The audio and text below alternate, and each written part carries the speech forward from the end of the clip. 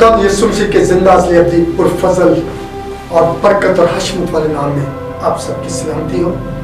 अजीजों, मैं आज एक अहम टॉपिक की तरफ आपकी तवज्जो दिलाना चाहता हूँ और इससे बेशतर मैं एवेंजलिस्ट परवेज आलम साहब का शुक्रगुजार हूँ, जिनके चैनल CRN से मैं आपके साथ मुखातब हूँ। अजीजों, कलाम में बहुत जगह पर हम पढ़ते हैं हमेशा की जिंदगी। हमेशा की जिंदगी क्या है?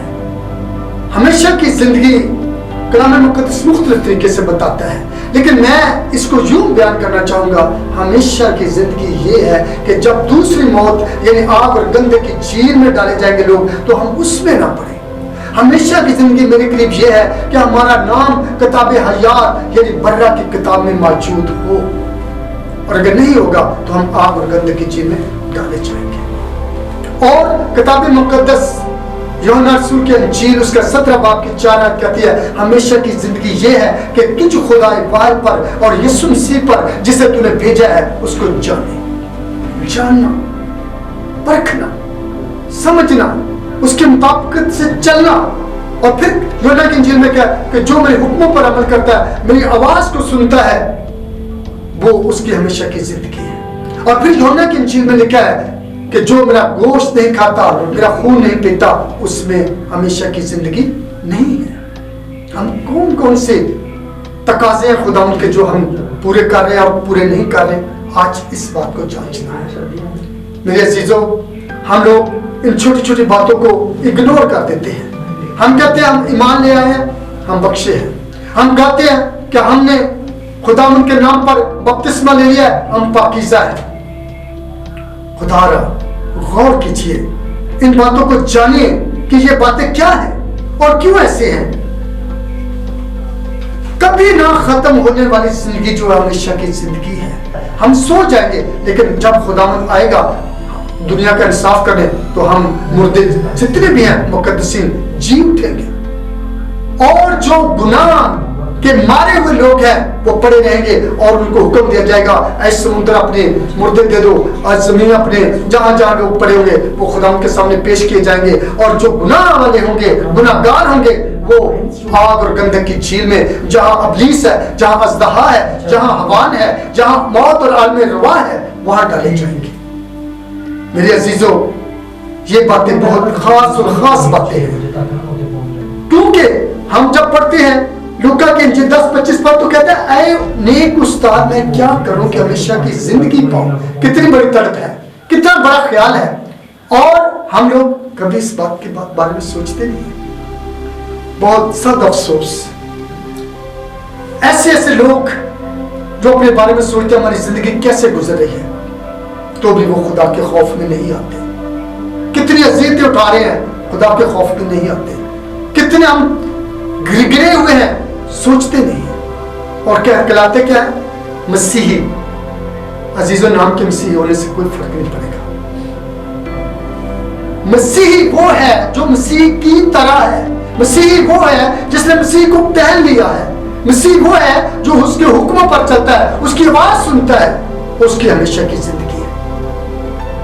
हमेशा की जिंदगी बड़े खूबसूरत अंदाज में लूका 18:18 में भी खुदा उनसे पूछा गया, क्या नेक उस्ताद, मैं क्या करूं कि हमेशा की जिंदगी पाऊं? उसने कहा, तू हुक्मों को तो जानता है, उन पर अमल कर। लेकिन उसने कहा, मैंने बचपन से सब बातों पर अमल किया। मसीह खुदा ने उसको गौर से देखा और कहा, तुझ में एक चीज की कमी है, जा अपना मानुस बाप बेच और मेरे पीछे चला। लेकिन वो गमगीन हो गया और पीछे हट गया। पीछे नहीं चला, पीछे हट गया। आज हम भी अपनी स्लीप उठाने को तरजीह नहीं देते। आज हम भी अपने आप को परखने की जरूरत ही नहीं महसूस करते। अजीजों, हमारे में तड़प ही नहीं है, हमारे में ये ख्वाहिश ही नहीं है कि हम हमेशा की जिंदगी पाए। बस हम जी बख्शे गए हैं, हम मुफ्त ईमान ला के रास ठहर गए, हम बख्शे गए हैं। ऐसे बिल्कुल नहीं बख्शे जाएंगे। आप गलत फहमी में कि मुब्तला है। आप अपने आप को दुरुस्त करें। आप सोचे, अपनी जिंदगियों के बारे में सोचे कि हमारे अंदर क्या चीज है और क्या नहीं है। अगर हम हमेशा की जिंदगी के वारिस नहीं हैं, तो हम सजा के हुक्म में आते हैं। हम पर सजा का हुक्म है।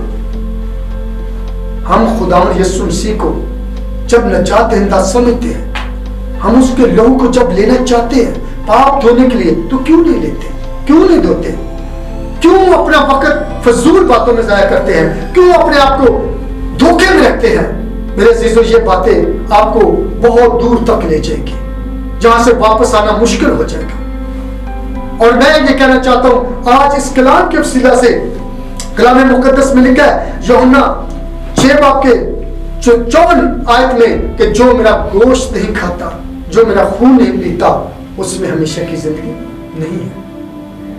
अजीजों, गोश्त खाना, बाज लोग मुझसे पूछते हैं यार ये गोश्त खाने से क्या मुराद है, खून पीने से? बल्कि उस वक्त में लोग जो थे, फकीर फरीसुल साहब, आम लोग भी थे, कहते हैं हाउ इट पॉसिबल कि उसका गोश्त खाया जाए, उसका खून पिया जाए। किसी को ये नहीं पता कि ये अज़ल से ज़बा की हुआ बर्रा है। किसी को ये नहीं पता कि ये जो इसमें खुदा ने आखिरी खाने पर कहा कि ये लो रोटी, इसको खाओ, शीरे का प्याला लिया और कहा ये पियो, ये मेरा खून है। और मसीह खुदा ने कहा कि जिंदगी की रोटी मैं। हम उसकी यादगारी में जब करते हैं तो हम करके फिर भूल जाते हैं। हम अपने किरदार को नहीं देखते कि हमेशा की जिंदगी क्या हमें मिल चुकी है। हम फिर उसी दलदल में नहाई हुई सूरनी की तरफ घुस जाते हैं। मेरे अजीजों, मैं किसी की भी तौहीन नहीं करना चाहता। मैं being a Christian, being a pastor, being a worshipper आपसे दरख्वास्त करता हूँ कि हमेशा की जिंदगी की तड़प अपने अंदर पैदा करें। हमेशा की जिंदगी के बारे में सोचें कि हमेशा की जिंदगी क्या है। हमेशा की जिंदगी जो लेता वो अबद तक मौत को नहीं देख सकता। और ये खुदावंद मसीह ने कहा है कि जो मुझ पर ईमान लाता है, मेरे हुक्मों पर चलता है, मेरी आवाज को सुनता है, वो अबद तक मौत को नहीं देखेगा। और ये बात एक शख्स ने मुझसे कहा कि ये क्या बात, आदमी तो मरता है, उसको पता नहीं कि हम जिला वतन है, हम इस वतन के निवासी नहीं है। हमारी बादशाही, हम किस मुल्क के शहरी हैं? यरूशलेम के शहरी हैं। वो मुल्क जो आसमान से नाज़िल हो रहा है, हम उसके शहरी हैं। हम दुनिया की बातों को देखते हैं, इस मुल्क में हमें ये नहीं मिला, वो नहीं मिला, कभी इस तरह में पढ़ते नहीं है कि जो मुल्क खुदा की बादशाही में है, हम उसके लिए कितने तैयार हैं। मेरे अजीजों, हमें बहुत कुछ देखने की जरूरत है। खुदावंद जिंदगी बख्शता है और हमेशा की जिंदगी बख्शता है। वो किसी की बर्बादी पर खुश नहीं है, बल्कि चाहता है हर शख्स जिंदगी पाए और कसरत की जिंदगी पाए। ये कसरत की जिंदगी जमीनी जिंदगी नहीं है, ये ज़हन में रखिएगा। कसरत की जिंदगी जमीनी जिंदगी की नहीं है जो लामहदूद हो जाए, जो बंदा 400 साल भी जीता रहे।